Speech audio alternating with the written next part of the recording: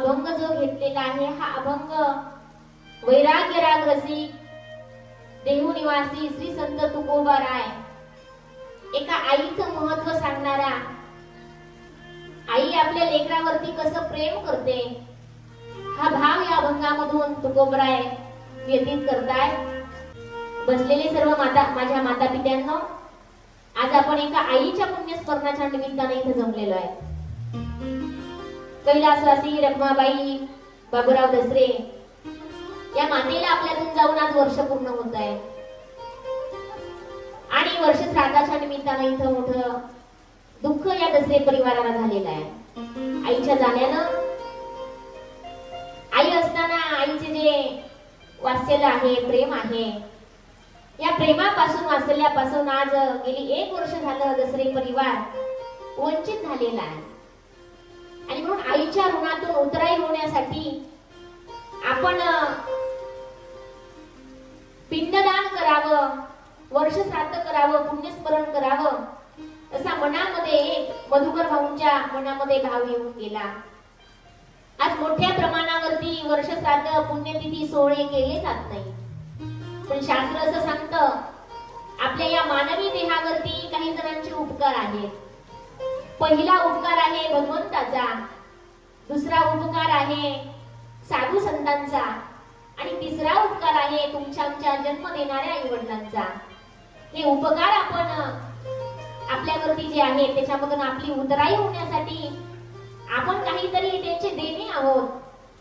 मग परमात्म्याचा आपल्यावरती उपकार असताना त्या परमात्म्याच्या उपकारातून उतराई होण्यासाठी आपण काय केलं पाहिजे, तर ज्या परमात्म्याने अनमोल किमतीचा देह तुम्हाला मला दान स्वरूपामध्ये दिलेला आहे त्या परमात्म्याची स्तुती करावी लागेल, परमात्म्याची नामसाधना करावी लागेल, परमात्म्याची भक्ती करावी लागेल। आणि जो जीव परमात्म्याची भक्ती करणार नाही, नामस्मरण करणार नाही, त्याचं जीवन शून्य आहे असं महाराज म्हणतात। गुरु नानकजींचं एक सुंदर भजन आहे। गुरु नानकजी म्हणतात आपण जर या मृत्यू लोकामध्ये येऊन परमात्म्याला स्मरलं नाही, परमात्म्याची आठवण केली नाही तर आपलं जीवन जे आहे ते शून्य आहे। गुरु नानकजी म्हणतात पंची पंख बिना हत्ती दंत बिना नारी पुरुष बिना वेशा पुत्र पिता बिनहीना वैसे प्राणी भजन बिना सुमिरन करले सुमिरन करले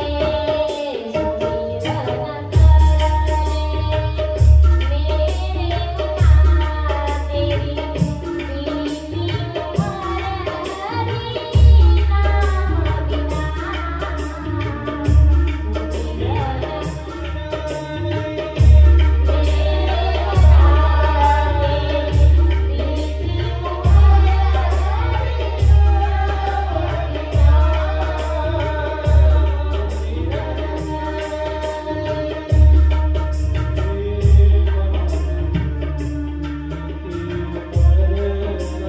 करले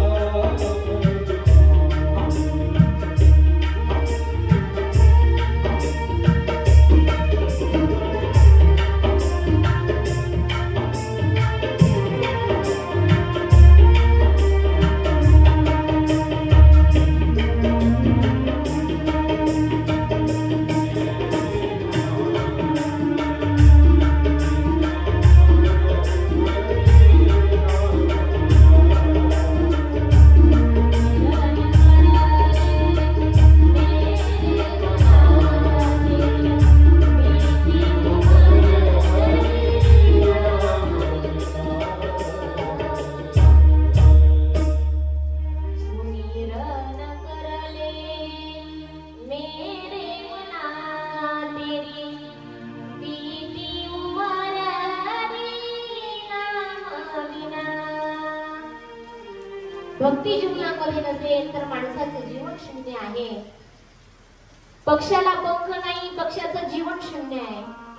हत्तीला जर दात नसेल तर हत्तीला तितकंच महत्व नाहीये. एखादा वेशीचा मुलगा आहे, त्या वेशीच्या मुलाला बापाचं नाव ठाऊक नसतंय. आणि एखादी पत्नी आहे, पण त्या पत्नीला पतीच जर नसेल तर त्याही पत्नीला समाजामध्ये मानाचं स्थान मिळत नाहीये. काही गोष्टींशिवाय तुमचं आमचं जीवन अपूर्ण आहे. तुमच्या आमच्या जीवनावरती पहिले उपकार आहे भगवंताचे, पहिलं ऋण आहे परमात्म्याचं. आणि ते ऋण आपल्याला फेडण्यासाठी काय करावं लागेल? त्या परमात्म्याचं स्मरण करावं लागेल. या देहाची इति कर्तव्यता तीच आहे. तुका म्हणे जन्म आल्याचे सार्थक विठ्ठलची एक देखलिया.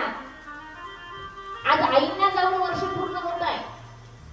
या मृत्यू लोकांचं चक्रच असं आहे. उपजेते नासे नाशिले ते पुनरपी दिसे, हे घटिका यंत्र तैसे परिभ्रमिका. ज्ञानोबा सुंदर विचार मांडतात. तरी उदोस्तु पैसे अखंडित होत जात जैसे, हे जन्म मरण तैसे अनिवार्य जगी. इथं आल्याच्या नंतर मरावंच लागतंय. म्हणून तर अभंग लिहिताना जगद्गुरु तुकोबारायांनी मरण हा शब्द एका अभंगामध्ये वापरलेला आहे. जन्माला यावं लागतं आणि जावं लागतं, ही क्रिया प्रत्येकाच्या जीवनामध्ये आहे. तुकोबाराय म्हणतात, उपजल्या पिंडा मरण सांगाते, मरते उपजते सविचिते. ज्या काही 4 खाणी आहेत त्याच्यामध्ये जलचर, भूचर, खेचर, उभयचर या प्रत्येक प्राण्यांना जन्माला आल्यानंतर जावं लागतंय. तुमचं आमचं सोडा, प्रत्येकाला या मृत्यू लोकाचा सहवास लाभला की हा मृत्यू लोक सोडावा लागतो. त्याला आपण मरण असं म्हणतो. म्हणून आईच्या देहाला जाऊन आज वर्ष पूर्ण होत आहे. तसं आपणही एक दिवस जाणार आहेत बरं. त्या ठिकाणी दसरे परिवारानं या माझ्या डाव्या हाताला बॅनर लावलाय. या बॅनरवरती आईंचा फोटो आहे. पुढचं वाक्य ऐका. ज्या ठिकाणी आईंचा फोटो लागलाय त्या ठिकाणी माझाही एक दिवस फोटो लागणार आहे. हे वाक्य कोणी विसरायचं नाही. माझा तुमचा नाही बरं का. शब्द ध्यानात ठेवायचा. कोणता? माझा. माझा हा शब्द ध्यानामध्ये ठेवायचा, विसरायचं नाही कोणी. आपलाही एक दिवस, माझाही एक दिवस फोटो त्या ठिकाणी लागणार आहे. या जगाचा नियमच तसा आहे. ज्या मृत्यू लोकाचा आपण वास केलाय त्याचं नावच असं आहे मृत्यू लोक. इथं आल्यानंतर मरावंच लागतंय. हे जन्माला येणं आणि मरणं, हे दुःख तुम्हाला आम्हाला दूर करायचंय, हे बंधन तुम्हाला आम्हाला दूर करायचंय. आणि म्हणून शेवटचा नरदेह परमात्म्याने दिलेला. नरदेह याच्यासाठीच दिलाय परमात्म्यानं. नरदेह निधान लागले हाती, उत्तम सार उत्तम गती, देव म्हणती ते देव होती, तरी का चित्तीनं धरावी. उत्तम असं साधन प्राप्त झालं, नरदेह प्राप्त झाला. हा नरदेह कशासाठी असेल तर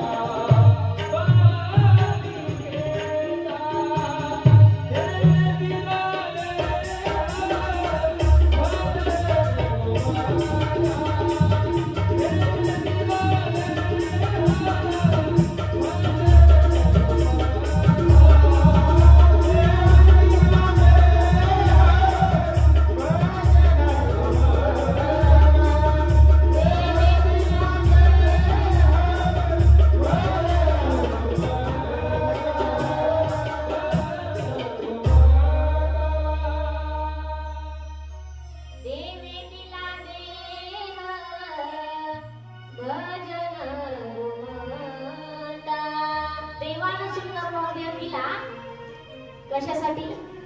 भजनासाठी. ते भजन करतो का हो आपण? आमच्या श्रीगोंदा तालुक्यामध्ये माणसं भजन करतात, पण कधी दुःख आल्यानंतर देव आठवतो, सुखामध्ये त्याची आठवण होत नाही. ही रीती माणसाची. एक महत्वाचं सांगेन तुम्हाला, या जीवाचा अनुभव जगद्गुरु तुकोबारायांनी घ्यावा. आणि तुकोबारायांना असं अनुभवायला आलं या जीवाला कसं पाहिजे म्हणे, या जीवाला गोड पाहिजे, या जीवाला सोपं पाहिजे, या जीवाला सत्य पाहिजे आणि महत्वाचं म्हणजे या जीवाला फुकट पाहिजे. माणसाला एवढं सगळं असेल तर त्या वस्तूपर्यंत, त्या ठिकाणापर्यंत, त्या पदार्थापर्यंत पोहोचायला काही अडचण येत नाही. आता या मृत्यू लोकांमध्ये सगळ्यात सोपं काय आहे बरं? सोपं काय आहे? सोपं काहीच नाही. आता सोपं काय आहे? सोपं काहीच नाही. पण एक जण म्हटला सोपं, गोड, सत्य आणि फुकट हे आहे म्हणे काय, तर कडुलिंबाच्या झाडाला लिंबोळे असतात म्हणे, त्याच्यापर्यंत पोहोचण्यासाठी काही सायस नाही. दारामध्ये कडुलिंबाचं झाड आहे, सोपं पण आहे, ते नित्य पण आहे, म्हणजे ते दिसते ना डोळ्याला, आणि ते फुकट पण आहे.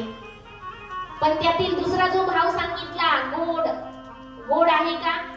कडुलिंबाची लिंबोळी दिसायला सोपी आहे, सत्य भासते, हातामध्ये घेतली तर सत्य जाणवते, ती फुकटही आहे, पण गोड आहे का? गोड नाही, ती कडूच लागते. मग सोपं काय आहे? एक जण म्हटला गोड आहे तो म्हणजे मध. मध बोलायला गोड आहे, खायलाही गोड आहे, पण सोपं आहे का? सोपं नाही. तो प्राप्त करण्यासाठी कितीतरी मवळ्याच्या माश्या आधी चालून घ्यावा लागतात. म्हणजे तो सोपा नाही, तो फुकट आहे, गोड आहे, सत्य, त्याची गोडी जाणता येणार आहे. पण तो फुकट जरी असला तरी तो सोपा नाही म्हणे. मग सोपं कोणतं आहे आणि फुकट कोणतं आहे? हे मानवी जीवाला जगद्गुरु तुकोबारायांनी, संत नामदेव महाराजांनी पटवून दिलं. बाबा रे, या जीवाला सोपं, गोड, सत्य आणि फुकट जर काय असेल ते आहे माता भगवतीचं नामचिंतन, परमात्म्याचं नामचिंतन आहे की नाही? सोपं साधन पैसो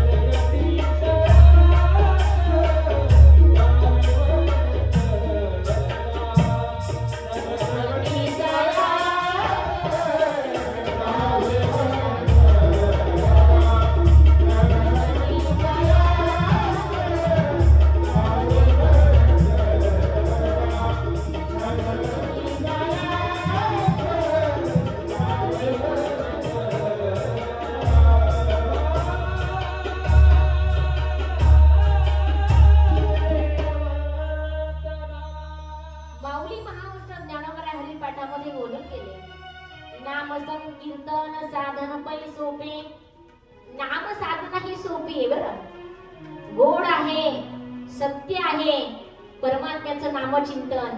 कारण परमात्मा सत्य आहे, सत्य तू, सत्य तू, सत्य तू विठ्ठला. आणि त्या परमात्म्याचं नामचिंतन ही सत्य आहे.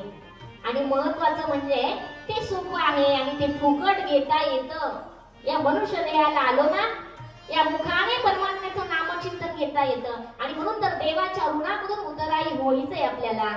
त्यासाठी नाम साधना करावी लागेल. परमात्म्याला आवडणारी भूमिका काय आहे ते जीवनामध्ये उतरावी लागेल. परमात्म्याला आवडतं त्याचं नामचिंतन, आणि ते घेतलं की परमात्म्याच्या ऋणामधून आपण उतराई होणार आहोत. दुसरं ऋण आहे साधू संतांचं, आणि त्या साधू संतांच्या ऋणामधून उतराई होण्यासाठी काय करावं लागेल? माझे श्री गुरु जगद्गुरु तुकोबाराय सांगतात, ज्या साधू संतांनी आपल्याला मार्ग दाखवलाय त्या मार्गाने आपण गेलो पाहिजे. तुकोबाराय म्हणतात, उत्तूर निवासी असलेले बाबाजी चैतन्य महात्मे यांची कृपा जीवनामध्ये झाली आणि त्यांनी सांगितलेल्या मार्गाने मी मार्गक्रमण केलं. ज्ञानोबराय म्हणतात त्या मार्गाने या जीवानं गेलं पाहिजे. कोणत्या? साधू संतांच्या. वैसे मार्गेची चालता अपाये नपवे सर्वथा की दीपाधारे वर्तता नादरी जे. अंधाऱ्या रात्री निघालो एका गावाला आणि जाताना रस्ताच लक्षामध्ये येईना. आता अंधाऱ्या रात्री कसा काय रस्ता दिसेल? मग त्यासाठी माध्यम सांगितलं, उजेडाचं काहीतरी साधन जवळ असावं, त्या उजेडाच्या माध्यमातून योग्य अशा ठिकाणापर्यंत पोहोचता येणार आहे. मग तो मार्ग साधू संतांनी तुम्हाला दाखवलेला आहे. त्या मार्गाने जा. त्या मार्गाने साधू संत गेले म्हणून आपल्याला जायला सांगितलं. बरं फक्त गेले का?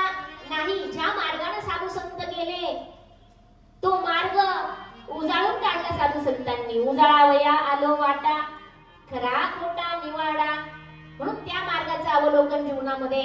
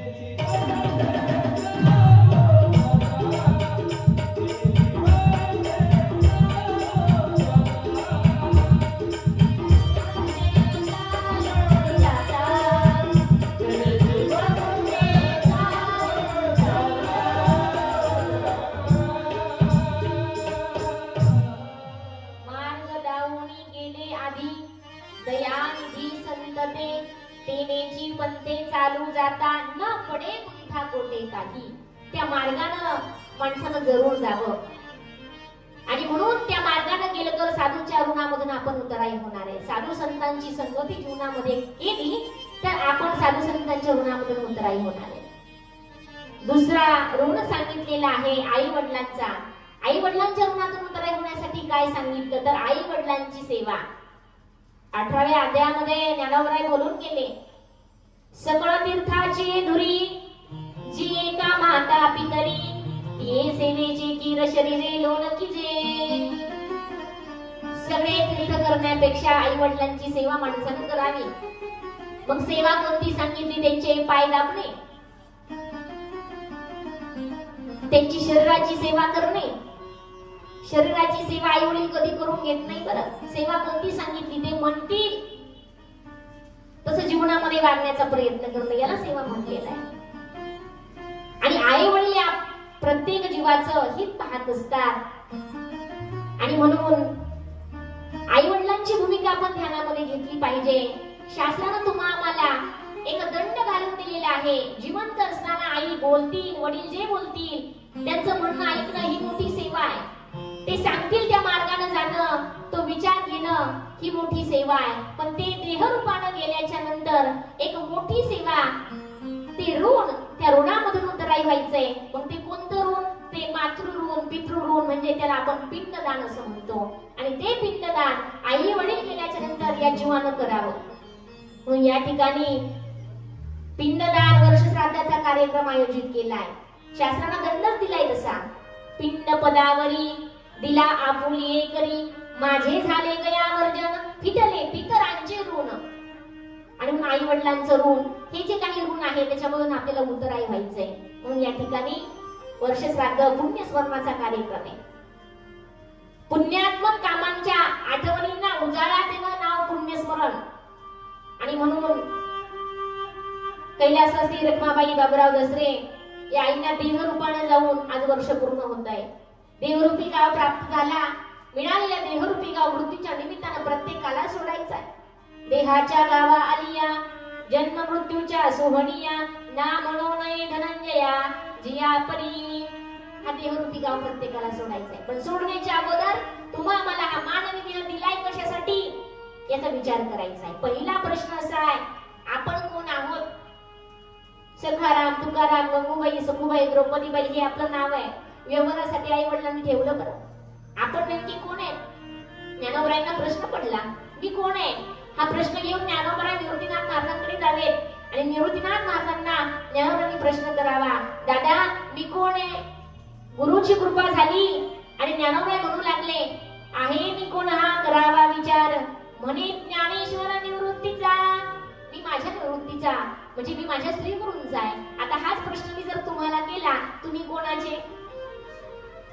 ते म्हणाल मी माझ्या पतीचा, मी माझ्या पत्नीचा, मी माझ्या आईचा, मी माझ्या वडिलांचा, मी माझ्या मुलाचा. कोण कोणाचं हे आपल्याला कळत नाहीये. आपण कोणाचे नेमके? आपणही भगवंताचे आहोत, आपणही आपल्या श्री गुरुचे आहोत. आपण कोण आहोत हे स्वरूप ज्ञानोबाईंनी सांगितलं. मी तव वासुदेव तत्वता गडो येईल विचारिता, आहे ठाऊक कस भाग्य संता, नाही तुझा आणि मागुता गा, वासुदेव करीतो फेरा. आपलं सगळ्यांचं स्वरूप, तुम्ही मी सगळेजण आपण वासुदेव स्वरूप आहोत, चिन्मय स्वरूप आहोत. आणि त्या स्वरूपापर्यंत आपल्याला पोहोचायचंय म्हणून या नरदेहाला आपण आलेलो आहोत. हा नरदेह खूप भाग्याने आपल्याला मिळालाय. बहुत जन्मा अंती जोडी लागलीसे हाती, मनुष्य देहा विसा ठाव तरी पांडुरंगी भाव. खूप भाग्याने हा नरदेह मिळालाय. शांती ब्रह्म नाथबाबा भागवतामध्ये म्हणतात, कोटी जन्माची पुण्य संपत्ती जरी गाठी असेल आयती, कोटी जन्माची पुण्य संपत्ती ही होती म्हणून आता या नरदेहाला आलो. तो गोवराय म्हणतात, हा पूर्वजन्मीचा ठेवा होता. तुका म्हणे होता ठेवा तो या भावा सापडला. हा काही पूर्वजन्मीचा ठेवा होता म्हणून बहुत भाग्यानं हा जन्म, हा नरदेह तुम्हाला प्राप्त झालेला आहे. हा नरदेह शेवटचा आहे. मग शेवटच्या नरदेहाला आल्यानंतर हा नरदेह दिला कशासाठी? मग अशी महाराजांनी सुंदर प्रमाण दिलं. देवे दिला देह भजना गोमटा, भजनासाठी हा देह दिला. पण आपला असा विचार असतो अजून भरपूर आयुष्य बाकी आहे, मग परमात्म्याचं माता भगवतीचं आम्ही नंतर चिंतन करू, तिचं स्मरण करू. कधी? अजून 50 वर्ष व्हायचे. 50 वर्षाचे झालो की आम्ही मोकळे झालो भक्ती करण्यासाठी, नामस्मरण करण्यासाठी. पण दादांनो, तो काळ गिरट्या घालतोय, काळ प्रत्येकाला नेण्यासाठी टपलाय. कोणाचं मरण कुठं, कोणाची जागा कुठं मरणाची, ही काळ तो वाट पाहतोय. घडी घडी काळ वाट याची पाहे, अजून किती आहे अवकाश. तो काळ नेण्यासाठी टपलाय. आणि तुकोबरायांना असा विचार आला, काळ प्रत्येकाला घेऊन जातो, तो पुन्हा पुन्हा वळसा घालून न्यायला येतो. तुकोबराय एका ठिकाणी गोड विचार मांडतात, किती या काळाचा सोसावा ओळसा,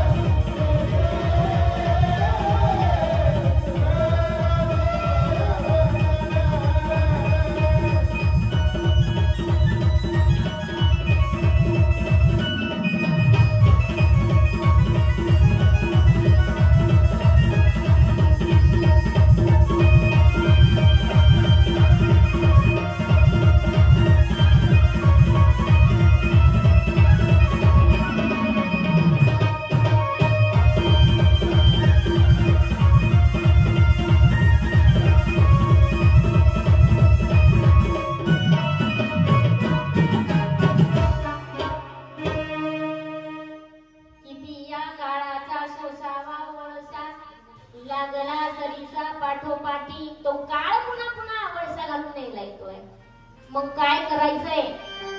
तुकोबराय म्हणतात लक्ष 84 ची करा सोडवण रिघाया शरण पांडुरंगा. पांडुरंग परमात्म्याला या जीवानं शरण जावं महत्वाचं आहे.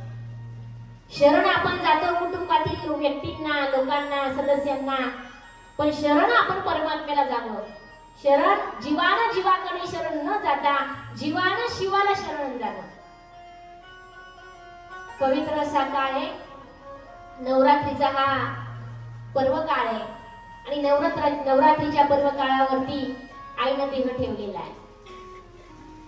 म्हणून या जीवानं माता परांबेचं स्मरण करावं, भगवान परमात्म्याला स्मरावं, भगवान परमात्म्याला शरण जावं आणि शरण गेल्यानं तुमच्या आमच्या जीवनाचा उद्धार होणार आहे.